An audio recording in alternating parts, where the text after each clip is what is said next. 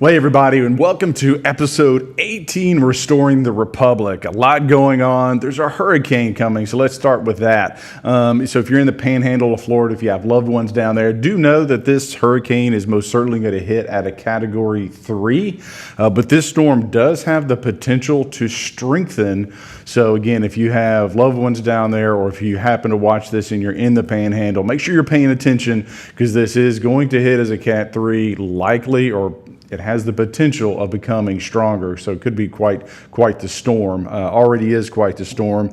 I just passed two more bills, bringing my total to 65. So currently still hold the record, and will, I guess, presumably for a while, the most bills passed as a freshman. So, but that being said, one of them dealt with the CCP and basically allowing us to sanction the leaders of the Communist Party. But let's get into it. We just voted on a CR. It did pass. I voted against it.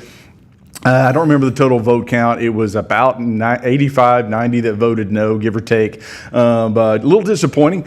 It was a clean CR, meaning that there wasn't a bunch of extra spending added to it, or was a fairly clean CR, I'll say. But it only takes us to that December 20th. And what that does is that they get you past the military pay date for funding, but before the Christmas holidays. And so presumably we're going to have to come back in December. There's going to be a huge budget fight at the end of the year. Typically, we as Americans always get screwed when you have a December spending fight with some sort of massive spending bill. So now here's the problem with that, aside from the fact that we're barreling towards $36 trillion in debt and we can't afford another massive spending bill. But that being said, is you have presumably President Trump going to be coming into office, and if you have a year-long spending bill, that ties his hands for the first year of his administration. And so you really want something that's short-term if you're going to do that. So that being said, I think this play ultimately, I think, comes back to bite us. I think it was a mistake. We voted for the SAVE Act, which would have helped secure our elections. That failed. And so a lot of frustration, but here we are. So we're going back to our districts for October, so we can be in the district, so we can be with our constituents, so we can have our town halls, etc. So that's what's about to happen. Jump forward to, we've got a video I want you to see of Kamala Harris. So she talks about securing the border. She talks about how she's for the middle class. She's for the working family. She's about protecting you. Watch this video.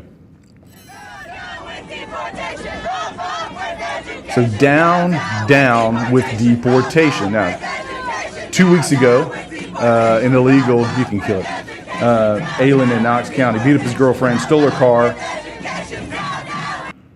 Her baby was in the car, and then he abandoned the car and the baby. I mean, these are the types of people that they want to be here, to be in your community. And you see crime up all across the country. You see individuals from South, Central America, from quite frankly all over the world, but they're targeting young girls, they're targeting women. We've talked about this before, but the assaults against young girls, 12, 13, 14 years old, continues to happen day in and day out. Enough is enough. So that's why I had to send the Back Act. It would trigger the largest deportation in American history. I've talked to President Trump about it. He agrees with me that we get to decide who comes into our country, and we get to decide who has to leave. That's very important. We're a sovereign nation. It's our country and it's our border, and we've got to shut the dang thing down.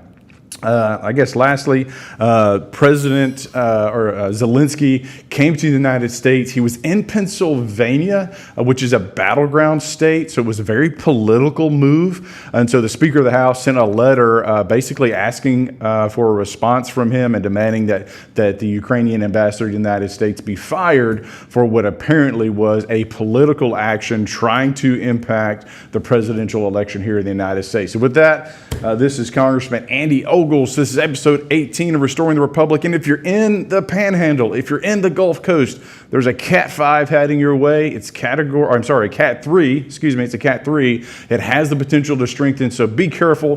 Prayers for our friends down in Florida. God bless.